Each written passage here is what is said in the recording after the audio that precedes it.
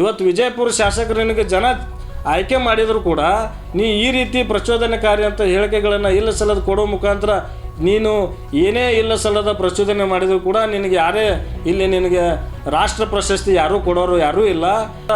ನೀ ಏನು ಅಭಿವೃದ್ಧಿ ಮಾಡಿದ್ದೆ ಅಂತೇಳಿ ಬಿಜಾಪುರ ಜನರಿಗೂ ಗೊತ್ತೈತಿ, ಇಡೀ ಕರ್ನಾಟಕ ಜನರಿಗೂ ಗೊತ್ತೈತಿ. ಅಲ್ಲಿ ವಿಜಯಪುರದ ನಗರದಲ್ಲಿ ಒಂದು ಚರಂಡಿ ಅಲ್ಲ, ಒಂದು ರೋಡ್ ಮ್ಯಾಗ ನೀರು ಹರಿತಾವೆ ಅಂಥ ವ್ಯವಸ್ಥೆ ಐತಿ. ಅದಕ್ಕೆ ನಿನಗೊಂದು ದೇವರೊಂದು ಅವಕಾಶ ಮಾಡಿಕೊಟ್ಟಾನ, ಅಲ್ಲಿ ಅಭಿವೃದ್ಧಿ ಮಾಡುವಂಥ ಕೆಲಸ ಆಗಲಿ. ಅದಕ್ಕೆ ಇಂದು ಕರ್ನಾಟಕ ಟಿಪ್ಪು ಸುಲ್ತಾನ್ ಅಭಿಮಾನಿಗಳ ಮಹಾವೇದಿಕೆಯ ಜಿಲ್ಲಾಧ್ಯಕ್ಷರಾದ ಶ್ರೀಯುತ ಅಮರ್ ಎನ್ ಪುಣೇಕರ್ ಅವರ ನೇತೃತ್ವದಲ್ಲಿ ಹಾಗೂ ಬಾಗಲಕೋಟೆ ತಾಲೂಕಿನ ಅಧ್ಯಕ್ಷರಾದ ಗಫಾರ್ ಕೊರ್ತಿಯವರ ಮುಖಾಂತರ ಹಾಗೂ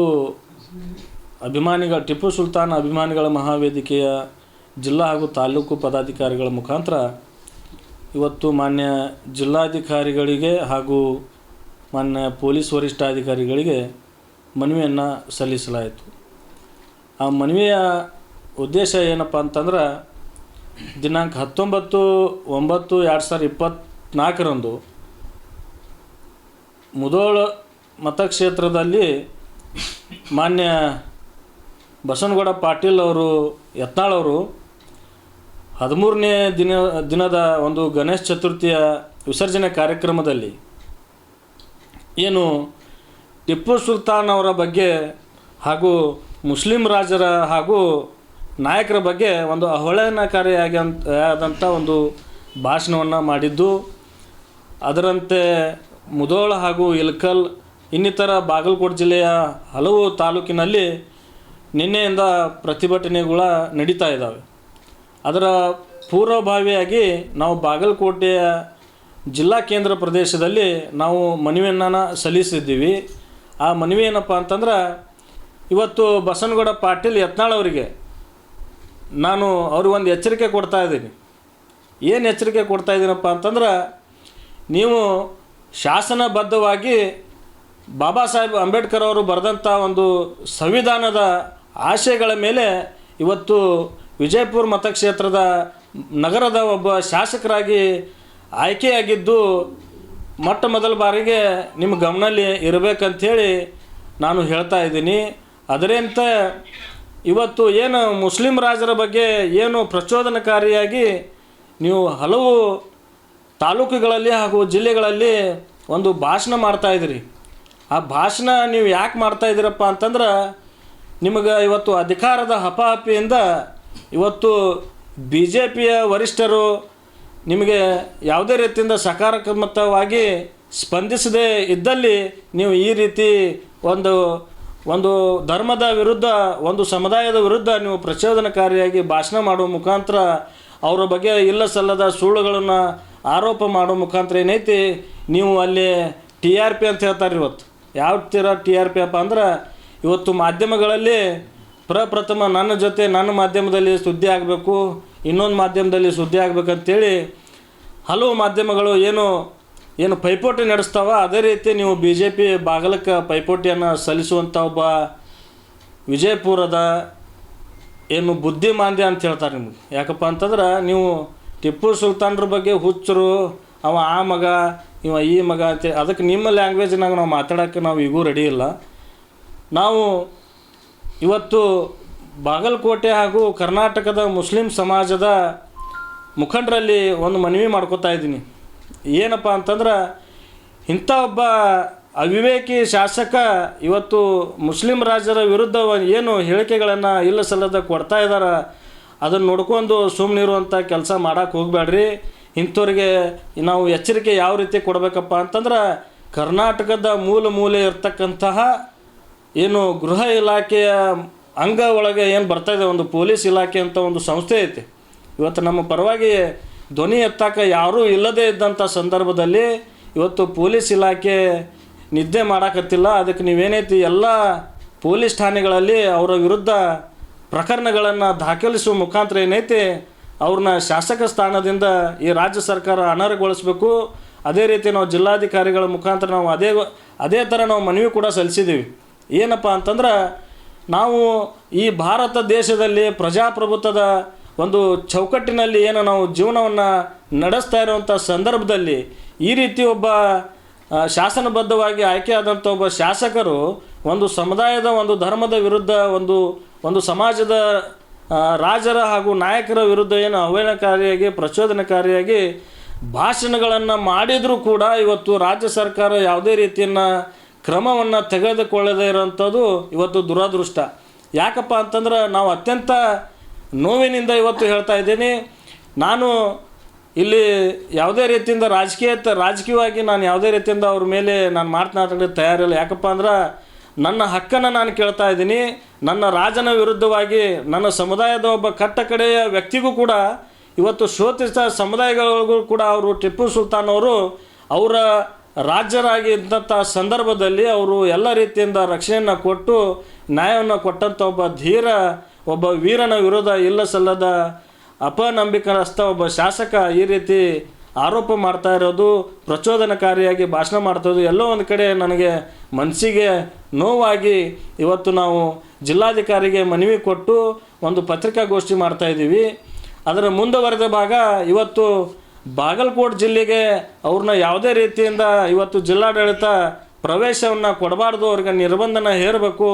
ಮತ್ತು ಅವರು ಈಗಾಗಲೇ ಯಾವುದಾದ್ರೂ ಒಂದು ಕಾರ್ಯಕ್ರಮದಲ್ಲಿ ಭಾಗವಹಿಸ್ತಿದ್ರೆ ಅವರಿಗೆ ಮುಂಚಿತವಾಗಿ ಅವ್ರಿಗೇನೈತಿ ಗಡಿ ನಿಷೇಧ ಇರೋದನ್ನು ನೀವು ಅವರ ಗಮನದಲ್ಲಿ ತಂದಿಟ್ಟು ಇವತ್ತು ಕೋಮು ಸೌಹಾರ್ದತೆ ಇವತ್ತು ಯಾವುದೇ ರೀತಿಯಿಂದ ಜಿಲ್ಲೆಯಲ್ಲಿ ಕೆಡದಂತೆ ಇವತ್ತು ರಕ್ಷಣೆ ಮಾಡುವಂಥ ಕೆಲಸ ಮಾನ್ಯ ಪೊಲೀಸ್ ವರಿಷ್ಠಾಧಿಕಾರಿಗಳು ಹಾಗೂ ಮಾನ್ಯ ಜಿಲ್ಲಾಧಿಕಾರಿಗಳು ಅವರು ಕ್ರಮ ತಗೊಂಡು ಇವತ್ತು ಬಾಗಲಕೋಟೆ ಜಿಲ್ಲೆಯ ಜನರು ಶಾಂತಿ ಪ್ರಿಯರು. ಇವತ್ತು ನಾವು ಏನಪ್ಪ ಅಂತಂದರೆ ಟಿಪ್ಪು ಸುಲ್ತಾನ್ ಅಭಿಮಾನಿಗಳ ಮಹಾವೇದಿಕೆ ಜಿಲ್ಲಾ ಘಟಕದ ವತಿಯಿಂದ ನಾವು ಜಿಲ್ಲೆಯ ಜನರಲ್ಲಿ ನಾವು ಏನು ಮನವಿ ಮಾಡ್ಕೋತಾ ಇದ್ದೀವಪ್ಪ ಅಂತಂದ್ರೆ, ನಾವು ಜಾತ್ಯತೀತ ಮನೋಭಾವ ಉಳ್ಳಂಥ ಎಲ್ಲ ಜನರು ಇವತ್ತು ಈ ವ್ಯವಸ್ಥೆಯ ವಿರುದ್ಧ ನಾವು ಹೋರಾಟವನ್ನು ಮಾಡಬೇಕಂತೇಳಿ ಅವರಿಗೂ ಮನವಿ ಮಾಡ್ಕೊಂತ ಮುಖಾಂತರ ಇವತ್ತು ಮಾನ್ಯ ಮುಖ್ಯಮಂತ್ರಿಗಳಲ್ಲಿ ಇವತ್ತು ಯತ್ನಾಳ್ ಅವರು ಏನು ಇವತ್ತು ಈ ರೀತಿ ಜಿಲ್ಲೆಯಲ್ಲಿ ಬೇರೆ ಬೇರೆ ತಾಲೂಕುಗಳಲ್ಲಿ ಹೋಗಿ ಪ್ರಚೋದನಕಾರಿ ಏನು ಭಾಷಣ ಮಾಡ್ತಿದ್ರು ಅವ್ರಿಗೆ ನಿರ್ಬಂಧ ಹೇರಬೇಕು.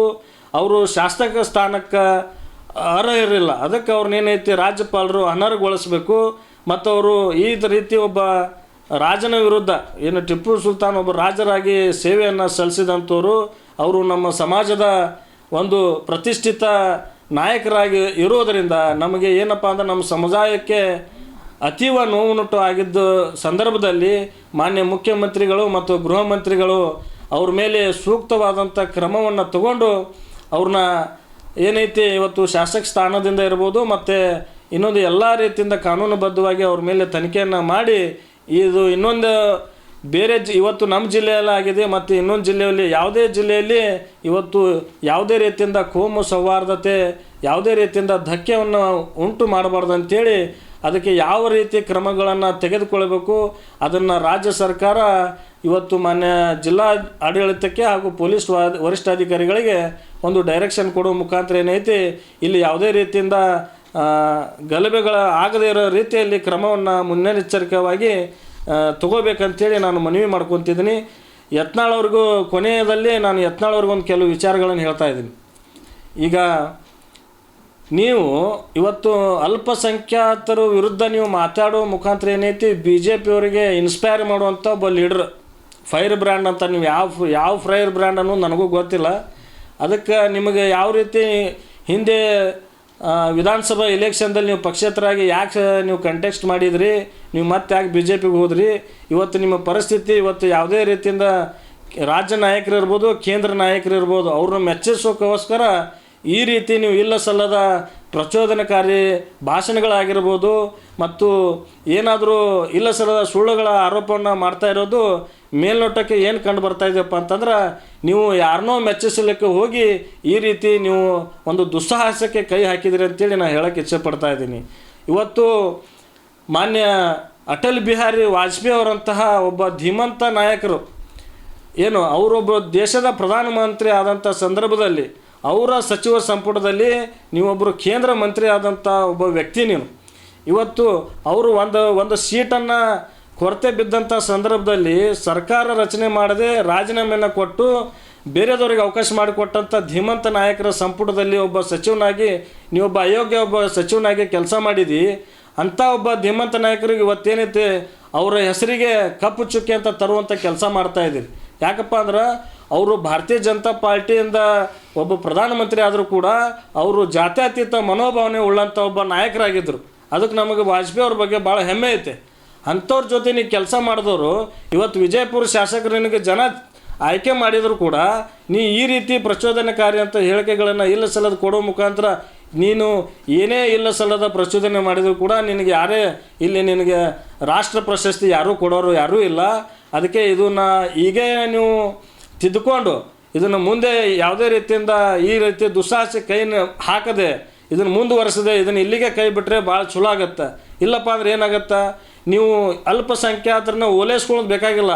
ನಿಮ್ಗೆ ಅಷ್ಟು ತಾಕತ್ತು ದಮ್ ಅನ್ನೋದಿತ್ತಪ್ಪ ಅಂದ್ರೆ ಟಿಪ್ಪು ಸುಲ್ತಾನ್ರ ಬಗ್ಗೆ ಆಗಲಿ ಇನ್ನೊಬ್ಬ ರಾಜರ ಬಗ್ಗೆ ಇನ್ನೊಬ್ಬ ನಮ್ಮ ಸಮಾಜದ ನಾಯಕರ ಬಗ್ಗೆ ಮಾತಾಡೋಂಥ ಯಾವುದೇ ರೀತಿಯಿಂದ ನನಗೆ ನೈತಿಕತೆ ಇಲ್ಲ. ಯಾಕಪ್ಪ ಅಂತಂದ್ರೆ ನಿನಗೆ ಅಂಥ ಒಬ್ಬ ಅಲ್ಪಸಂಖ್ಯಾತರು ಯಾವುದೂ ಏನೋ ಅವಶ್ಯಕತೆ ಇರಲಿಕ್ಕಪ್ಪ ಅಂದ್ರೆ ಅಲ್ಪಸಂಖ್ಯಾತರ ಸಂಬಂಧಪಟ್ಟಂಥ ಅನುದಾನಗಳನ್ನು ನಿನ್ನ ನಗರಕ್ಕೆ ಏನು ಬರ್ತಾ ಇದೆ ಅದನ್ನು ಕಡಿತಗೊಳಿಸ್ಕೊ. ಫಸ್ಟ್ ನೀನು ಅಲ್ಪಸಂಖ್ಯಾತರು ಬೇಡಾಗಿತ್ತಪ್ಪ ಅಂತಂದ್ರೆ ಆ ಎಲ್ಲ ಅನುದಾನಗಳನ್ನು ಬಂದುಪಡಿಸಿ ಅಲ್ಪಸಂಖ್ಯಾತರ ಸಮುದಾಯಕ್ಕೆ ಸಂಬಂಧಪಟ್ಟ ಇಲಾಖೆಗಳನ್ನು ಎಲ್ಲ ಕೀಲಿ ಹಾಕು.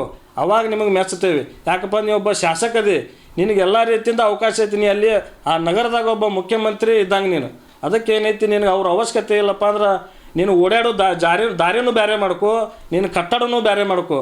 ನೀನು ಅವರು ಗಾಳಿ ಸುತ್ತ ಅಲ್ಲ ಅವರು ಉಸಿರು ಕೂಡ ನಿನಗೇನೈತಿ ನೀನು ತಾಕಂಗಿಲ್ಲ. ಅದನ್ನು ಬಿಟ್ಟು ನೀ ಎಲ್ಲೋ ಒಂದು ಕಡೆ ಬಂದು ಯಾರನ್ನೋ ಮೆಚ್ಚಸಾಕ ನಿನಗೆ ಏನು ಮಾಡಿದ್ರು ನಿನ್ನ ನಾಯಕರು ಏನೂ ನಿನ್ನ ಗಮನಕ್ಕೆ ತೊಗೊಳಂಗಿಲ್ಲ. ಅದಕ್ಕೆ ಏನೈತಿ ಇದನ್ನು ಈ ಥರ ಅದಕ್ಕೆ ನಾವು ನಿಮ್ಮ ಭಾಷೆ ಬಳಸಿದ್ರೆ ಅದು ಸರಿ ಅನ್ಸಂಗಿಲ್ಲ. ಯಾಕಪ್ಪ ನನಗೂ ಶೋಭೆ ತರಂಗಿಲ್ಲ. ಅದಕ್ಕೆ ನೀವು ಒಬ್ಬ ಶಾಸಕರಾಗಿ ಸಂವಿಧಾನಬದ್ಧವಾಗಿ ಬಾಬಾ ಸಾಹೇಬ್ ಅಂಬೇಡ್ಕರ್ ಅವರು ಕೊಟ್ಟಂಥ ಸಂವಿಧಾನ ಆಶಯಗಳ ಮೇಲೆ ನಿನ್ನ ಜನ ಆಯ್ಕೆ ಮಾಡಿದಾರೆ. ಜನರ ಪರವಾಗಿ ಕೆಲಸ ಮಾಡುವಂಥ ಕೆಲಸ ಮಾಡಬೇಕು. ಅದನ್ನು ಬಿಟ್ಟು ಇಲ್ಲ ಸಲ್ಲದ ನೀ ಏನು ಅಭಿವೃದ್ಧಿ ಮಾಡಿದೆ ಅಂಥೇಳಿ ಬಿಜಾಪುರ ಜನರಿಗೂ ಗೊತ್ತೈತಿ, ಇಡೀ ಕರ್ನಾಟಕ ಜನರಿಗೂ ಗೊತ್ತೈತಿ. ಅಲ್ಲಿ ವಿಜಯಪುರದ ನಗರದಲ್ಲಿ ಒಂದು ಚರಂಡಿ ಅಲ್ಲ ಒಂದು ರೋಡ್ ಮ್ಯಾಗ ನೀರು ಹರಿತಾವೆ ಅಂಥ ವ್ಯವಸ್ಥೆ ಐತಿ. ಅದಕ್ಕೆ ನಿನಗೊಂದು ದೇವರ ಒಂದು ಅವಕಾಶ ಮಾಡಿಕೊಟ್ಟಾನ. ಅಲ್ಲಿ ಅಭಿವೃದ್ಧಿ ಮಾಡುವಂಥ ಕೆಲಸ ಆಗಲಿ. ಅದಕ್ಕೆ ಇನ್ನೊಂದು ಸಮಾಜಕ್ಕೆ ಬಟ್ಟು ಮಾಡಿ ತೋರಿಸಿ ಮಾತಾಡುವಂಥ ಕೆಲಸಕ್ಕೆ ನೀವು ಕೈ ಹಾಕಕ್ಕೆ ಹೋಗಬೇಡ್ರಿ. ಅದಕ್ಕೆ ಜನ ನಿಮಗೆ ಒಂದು ಅವಕಾಶ ಕೊಟ್ರೆ ಎಲ್ಲದಕ್ಕಿಂತ ಮುಖ್ಯವಾಗಿ ಸರ್ವಧರ್ಮದ ಜನ ಇವತ್ತು ಆಶಯಗಳ ಮೇಲೆ ಇರ್ತಕ್ಕಂಥ ಸಂವಿಧಾನ ಬಾಬಾ ಸಾಹೇಬರು ಕೊಟ್ಟಂಥ ಸಂವಿಧಾನ, ಆ ಸಂವಿಧಾನದಲ್ಲಿ ಎಲ್ಲ ಧರ್ಮಗಳ ಕಾಲಮಲ್ಲಿ ಇರೋದರಿಂದ ಅದಕ್ಕೆ ಎಲ್ಲ ಧರ್ಮದ ಆಧಾರದ ಮೇಲೆ ಕೆಲಸ ಮಾಡಬೇಕಾಗಿ ಶಾಸಕರನ್ನಂತೇಳಿ ಆಯ್ಕೆ ಮಾಡಿರ್ತಾರೆ. ಅದನ್ನು ಬಿಟ್ಟು ಒಂದೇ ಸಮುದಾಯಕ್ಕೆ ನೀ ಇವ್ರಿಗೆ ಕೆಲಸ ಮಾಡಬೇಕು ಅಂತೇಳಿ ನಿರ್ದಿಷ್ಟವಾದಂಥ ಯಾವುದೇ ರೀತಿಯಿಂದ ಗುರಿ ಇಲ್ಲದೆ ಜನ ಆಯ್ಕೆ ಮಾಡಿರ್ತಾರೆ. ಅದಕ್ಕೆ ನಾನು ನಿಮಗೆ ಮತ್ತೊಮ್ಮೆ ವಿನಂತಿ ಮಾಡ್ಕೋತಾ ಇದ್ದೀನಿ, ನಿಮಗೇನಾರ ಒಂದು ನೈತಿಕತೆ ಏನಾರು ತಾಕತ್ತು ಬೇರೆ ಊರಿಗೆ ಬಂದು ತೋರಿಸೋ ತಾಕತ್ತು ಏನೂ ಬೇಕಾಗಿಲ್ಲ ಯತ್ನಾಳ್ ಸಾಹೇಬ್ರೆ. ಅದಕ್ಕೆ ನಿಮ್ಮ ತಾಕತ್ತು ಏನಾರ ಇತ್ತಪ್ಪ ಅಂದ್ರೆ ನೀವು ವಿಜಯಪುರ ನಗರದಾಗ ತೋರಿಸ್ರಿ. ಯಾಕಪ್ಪ ಅಂದ್ರೆ ನೀವು ಅಭಿವೃದ್ಧಿ ಮಾಡಿರಿ. ನಿಮ್ಮ ಕ್ಷೇತ್ರದಾಗ ಜನ ಆಯ್ಕೆ ಮಾಡ್ಯಾರ, ಅಲ್ಲಿ ಹಿಂದೂ ಮುಸ್ಲಿಂ ಎಲ್ಲ ಸಮುದಾಯದವರು ಇರೋದ್ರಿಂದ ಜನ ಅತಿ ಹೆಚ್ಚಾಗಿ ಇರೋದ್ರಿಂದ ಅಲ್ಲಿ ನೀವು ಅಭಿವೃದ್ಧಿ ಕಾರ್ಯಕ್ರಮಕ್ಕೆ ಜಾಸ್ತಿ ಒತ್ತು ಕೊಡ್ರಿ. ನೀವು ಎಲ್ಲರೂ ಬಂದು ಬಾಗಲಕೋಟೆಗೆ ಬನ್ನಿ, ಮುದೋಳಕ್ಕೆ ಬನ್ನಿ, ನೀ ಯಾರನ್ನಾರ ಟಿಪ್ಪು ಸುಲ್ತಾನ್ ಬೈದ್ರೆ ನೀ ದೊಡ್ಡ ಪಾಪ್ಯುಲರ್ ಲೀಡರ್ ಆಗ್ತೀನಂದ್ರೆ ಅದು ಏನೇ ಇದ್ದರೂ ಅದು ಇಷ್ಟಿತ್ತ ಸೀಮಿತ ಒಳಗೆ ಅದು ಶಕ್ತಿನ ಕಳ್ಕೊತ ಅದು ಹೋಗುತ್ತೆ ಹೊರತಾಗಿ ನಿನ್ನ ಶಕ್ತಿ ಯಾವತ್ತೂ ಉಳಿಯಂಗಿಲ್ಲ. ನಿಮ್ಮ ಶಕ್ತಿ ನಾನು ನೋಡೀನಿ. ಏನು ಶಕ್ತಿ ಏನಪ್ಪ ಅಂದ್ರೆ ನೀವು ಜನತಾದಳ ಪಕ್ಷದಾಗಿದ್ದಾಗ ನೀವು ಯಾವ ಥರ ನೀವು ಜನತಾದಳ ಪಾರ್ಟಿ ಒಳಗೆ JDS ಒಳಗಿದ್ದಾಗ ಯತ್ನಾಳ್ ಸಾಹೇಬ್ರೆ ನೀವು JDS ಒಳಗಿದ್ದಾಗ ಇದು ಅಂಜುಮನ್ ಬಾಗಲಕೋಟೆ ಸಂಸ್ಥೆ ಒಳಗೆ ಒಂದು ಏನು ಶಾಮಿಯಾನ ದೊಡ್ಡ ಪ್ರಮಾಣದಲ್ಲಿ ಶಾಮಿಯಾನ ಹಾಕಿ ಒಂದು ಸಮಾವೇಶನ ಮಾಡಿದ್ರ ಸಂದರ್ಭದಲ್ಲಿ ನೀವು ಒಂದು ಮೂಲ್ಯಾಗ ಕುಂತಂಥ ಒಬ್ಬ ಯತ್ನಾಳ್ ಸಾಹೇಬರು ಅವಾಗ ಯಾರಿಗೂ ಚಿರಪರಿಚಿತರು ಇರಲಿಲ್ಲ. ಈ ಥರ ಪ್ರಚೋದನಕಾರಿ ಹೇಳ್ಕ ಕೊಡೋ ಮುಖಾಂತರ ಏನೈತಿ ನೀವೆಲ್ಲರ TRP ತೊಗೋತೀನಿ ಅಂದ್ರೆ ಅದೆಲ್ಲ ಸುಳ್ಳು. ಅದಕ್ಕೆ ನೀವು ಹಿಂದೆ JDS ಒಳಗಿದ್ದಾಗ ಆಗಿರ್ಬೋದು ಮತ್ತೊಂದು ಕಡೆ ಇದ್ದಾಗ ನೀವು ಟಿಪ್ಪು ಸುಲ್ತಾನ್ ಬಗ್ಗೆ ಎಲ್ಲ ಕಾರ್ಯಕ್ರಮದಲ್ಲೂ ಭಾಗವಹಿಸಿದ್ದು ಎಲ್ಲ ಫೋಟೋಸು ವಿಡಿಯೋಸು ಎಲ್ಲ ಇದ್ದಾವೆ. ಅದಕ್ಕೆ ನಾವು ಏನೈತಿ ಅವನ್ನೆಲ್ಲ ಮನದಟ್ಟು ಮಾಡಿಕೊಂಡು ನಿಮ್ಮ ಆತ್ಮ ಸ್ವಾಭಿಮಾನಕ್ಕೆ ವಿರುದ್ಧವಾಗಿ ಕೆಲಸ ಮಾಡಬೇಡ್ರಿ. ಯಾರನ್ನೂ ಮೆಚ್ಚುವಕ್ಕೆ ಇಂಥವೆಲ್ಲ ಇಲ್ಲ ಸಲ್ಲದ ಆರೋಪಗಳನ್ನು ಮಾಡೋಕ್ಕೆ ಹೋಗಕ್ಕೆ ಹೋಗಬೇಡ್ರಿ. ಅದಕ್ಕೆ ನನಗೆ ದಯವಿಟ್ಟು ನಿಮಗೂ ಮನವಿ ಮಾಡ್ಕೋತಾ ಇದ್ದೀನಿ. ನಾನು ಅದನ್ನು ದೊಡ್ಡ ಪ್ರಮಾಣದಲ್ಲಿ ಏನೋ ಆಯಿತು ಅನ್ನಂಗೆ ನಾನು ಅದನ್ನು ಬಿಂಬ್ಸಕ್ಕೆ ಹೊಂಟಿಲ್ಲ. ಇದಕ್ಕೆ ಏನೈತಿ, ನೀವು ಮುಂದಾದರೂ ಸರಿಯಾಗಿ ದಾರಿ ಒಳಗೆ ನಡ್ರಿ ಅಂತೇಳಿ ನಿಮಗೆ ಎಚ್ಚರಿಕೆ ಕೊಡ್ತೀನಿ. ಇದಕ್ಕೆ ರಾಜ್ಯ ಸರ್ಕಾರಕ್ಕೆ ನಾನು ವಿನಂತಿ ಮಾಡ್ಕೋತಿದ್ದೀನಿ. ಈ ರೀತಿ ಇಲ್ಲ ಸಲ್ಲದ ಆರೋಪಗಳನ್ನು ಮಾಡೋವಂಥ ಯಾರೋ ಒಬ್ಬ ಜನಪ್ರತಿನಿಧಿ ಆಗಿರ್ಬೋದು, ಬೇರೆ ಯಾರೇ ಆಗಿರ್ಬೋದು, ಯಾವುದೇ ಸಮಾಜದವ್ರು ಇರ್ಬೋದು, ಇಲ್ಲಿ ರಾಷ್ಟ್ರದೊಳಗೆ ಭಾರತ ದೇಶದೊಳಗೆ ಪ್ರಜಾಪ್ರಭುತ್ವ ವ್ಯವಸ್ಥೆ ಒಳಗೆ ಎಲ್ಲರಿಗೂ ಬದುಕಕ್ಕೆ ಹಕ್ಕಿರೋದ್ರಿಂದ ಯಾರೇನು ಯಾರ ಅಪ್ಪನ ಮನೆ ಆಸ್ತಿಯಲ್ಲಿದೆ, ಇದು ನಾವು ನಮ್ಮ ಸಮಾಜದವರು, ನಮ್ಮ ಹಿರಿಯರು, ನಮ್ಮ ಪೂರ್ವಿಕರು ಇಲ್ಲಿ ಏನೈತಿ ಸ್ವತಂತ್ರಗೋಸ್ಕರ ಹೋರಾಡಿ ಎಲ್ಲ ಪ್ರಾಣನ ತ್ಯಾಗ ಮಾಡಿ ಈ ದೇಶಕ್ಕೆ ಸಂವಿಧಾನ ಸಿಕ್ಕೈತಿ, ಈ ಸ್ವತಂತ್ರ ಸಿಕ್ಕೈತಿ. ಅದಕ್ಕೆ ಏನೈತಿ ನಾನು ನಿಮಗೆ ಎಚ್ಚರಿಕೆ ಕೊಡ್ತಾ ಇದ್ದೀನಿ ಯತ್ನಾಳ್ ಸಾಹೇಬ್ರೆ, ಇದನ್ನೆಲ್ಲ ಬಿಟ್ಟು ಇವತ್ತು ಅಭಿವೃದ್ಧಿ ಮಾಡಿರಿ. ಇದಕ್ಕೆ ನೀವು ಕ್ಷಮೆ ಕೇಳೋ ಮುಖಾಂತರ ಏನೈತಿ ಅಲ್ಪಸಂಖ್ಯಾತರಿಗಾರ ಕ್ಷಮೆ ಕೇಳ್ರಿ. ಒಂದು ಎಲ್ಲಿಕಪ್ಪ ಅಂದ್ರೆ ನಿಮ್ಗೇನು ಪ್ರಕರಣಗಳು ಹಾಕ್ಯಾರ ಮಾಡ್ಯಾರ, ಅದರ ಪರವಾಗಿ ಹೋಗಿ ನನಗೆ ಕ್ಷಮೆ ಆಗೈತೆ ಅಂತ ಹೇಳಿದ್ರೆ ಅದು ಮುಟ್ಟುತ್ತಾದ್ರೆ ನೀವೇನು ಮಾಡ್ತೀರಿ, ನಿಮ್ಮ ನಾಯಕರನ್ನ ಮೆಚ್ಚಾಕ ಇಲ್ಲ ಸಲ್ಲದ ಆರೋಪ ಮಾಡಾಕತ್ತೀರಿ. ನೀವು ಮುಂದೆ ಮಾಡ್ಕೋತ ಹೋದ್ರಪ್ಪ ಅಂದ್ರೆ ಅದಕ್ಕೆ ನಾವು ಅಂತೂ ಏನೂ ಮಾಡೋಕ್ಕಾಗಂಗಿಲ್ಲ. ದೇವರ ನಿಮಗೆ ಮುಂದಿನ ದಿನಗಳಲ್ಲಿ ನಿಮಗೆ ಯಾವ ರೀತಿಯಿಂದ ಅಧಿಕಾರ ಕೊಡಬೇಕು, ನಿಮಗೆ ಏನು ಶಿಕ್ಷೆ ಕೊಡಬೇಕು, ಆ ಭಗವಂತನ ಇಚ್ಛೆ ಪ್ರಕಾರ ಆಗ್ತೈತಿ. ಅದಕ್ಕೆ ತಿಳಿದು ನಡ್ರಿ ಅಂತೇಳಿ ನಿಮಗೆ ಎಚ್ಚರಿಕೆ ಕೊಡ್ತಾ ಇದ್ದೇನೆ.